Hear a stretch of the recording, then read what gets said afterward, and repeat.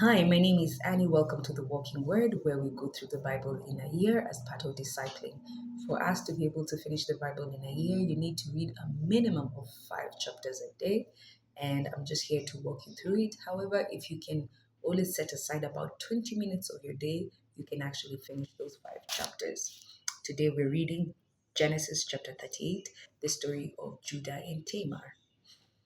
About that time, Judah parted from his brothers and pitched his tent near a certain Adullamite and named Hira. There he met the daughter of Canaanite named Shua. He married her and had relations with her. She conceived and bore a son, whom she named Er. Mhm.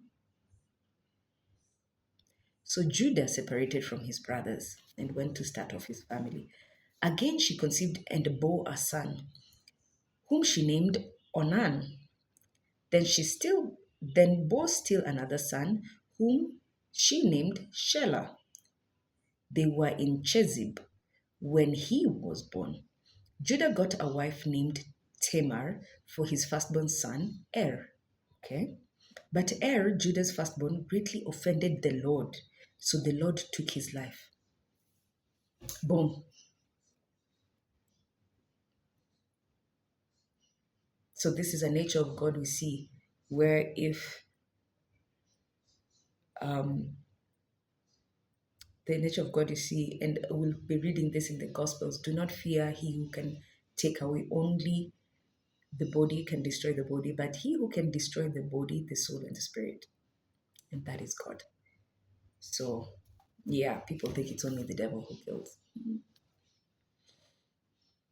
Okay, so Judah got a wife named Tamar for his firstborn Er, but Er, Judah's firstborn, greatly offended the Lord. So the Lord took his life. Then Judah said to Anan, unite with your brother's widow in fulfillment of your duty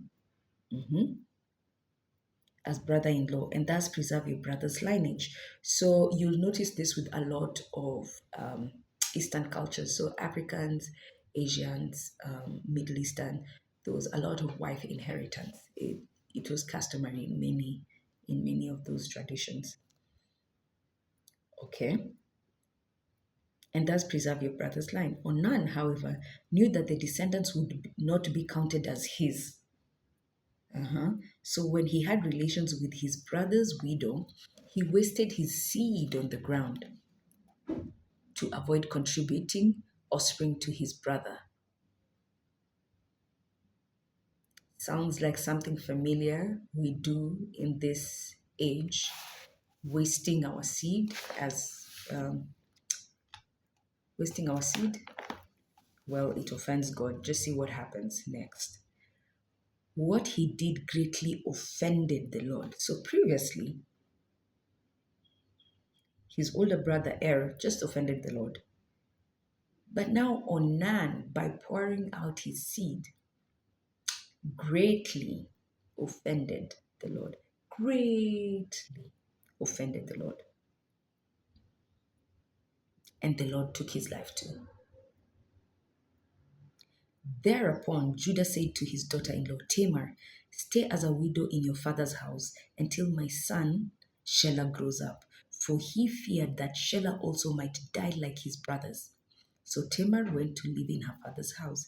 So you can already see now Judah is like, or is the problem this woman? Why is it all my sons who come in union with her die? Not realizing it's her son's problem. So let's go. Years passed and Judah's wife, the daughter of Shua, died. After Judah completed the period of mourning, he went up to Timnah for the shearing of his sheep in company with his friend Hira, the Adullamite. When Tamar was told that her father-in-law was in his way up to Timnah to shear his sheep, she took off her widow's garb, veiled her face by covering her face with a shawl, and sat down at the entrance of Enaim, which is on the way to Timnah. For she was aware that although Shelah was now grown up, she had not been given to him in marriage. When Judah saw her, he mistook her for a harlot. He basically mistook her for a prostitute, since she had not covered her face.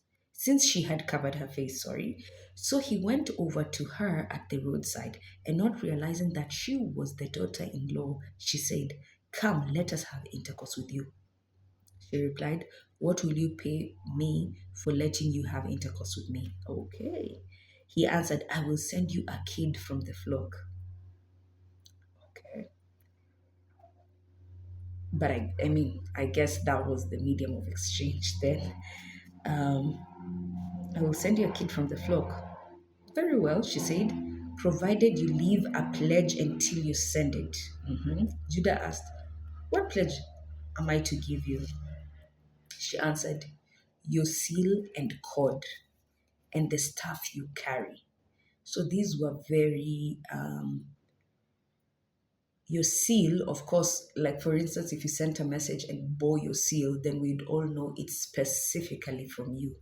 um, and a cord would be something men used to tie around their waist in the long garbs they would wear. And the staff was staff, of course, because he was a shepherd. His staff must have been very specific to him. So, but it's also interesting. Read these words and tell me to whom comes to your mind: your seal, your cord, and your staff. Remember, Jesus is always the final seed. There's a cord and there's a staff. Your rod and your staff keep me safe.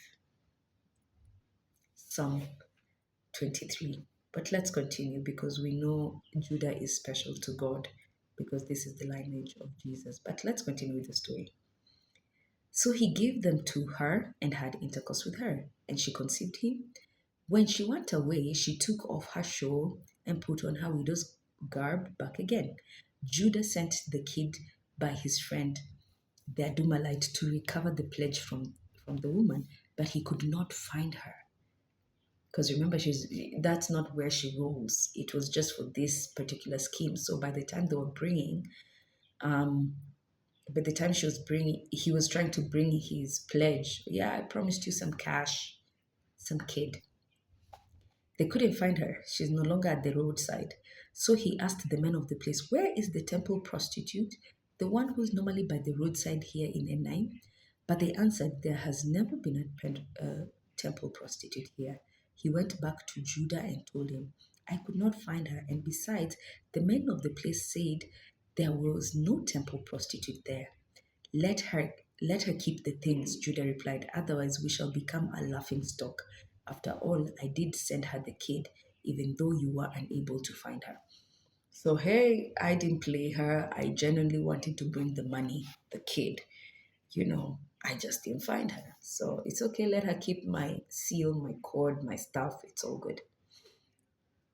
About 3 months later, Judah was told that his daughter in law Tamar had played the harlot and was then with child from her harlotry.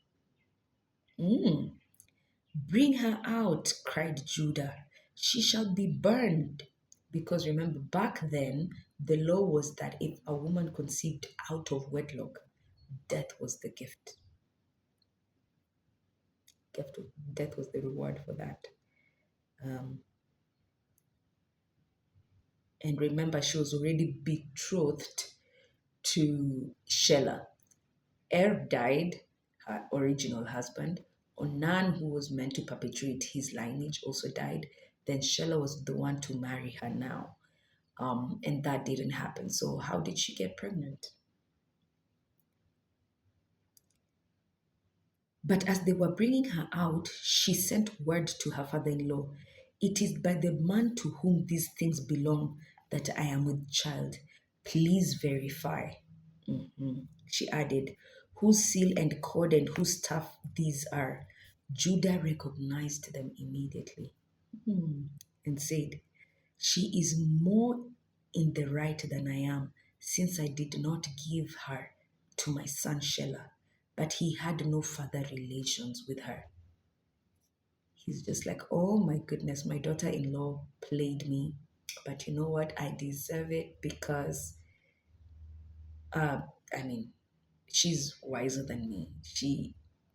I didn't do the right thing, and that's why I'm even in this position in the first place. When the time of her delivery came, she was found to have twins in her womb. While she was giving birth, one infant put out his hand, and the midwife, taking a crimson thread, tied on it his hand, tied it on his hand to note that this one came out first. But as he withdrew his hand, his brother came out, and she said, "What what a breach you have made for yourself." So he was called Perez. Afterward, his brother came out, he was called Zerah. Perez, keep that in mind. Perez will have an interesting story later. But the son, Zerah, who put out his hand first, was overtaken by the other one who came out over him. Interesting. Joseph's temptation in chapter 39.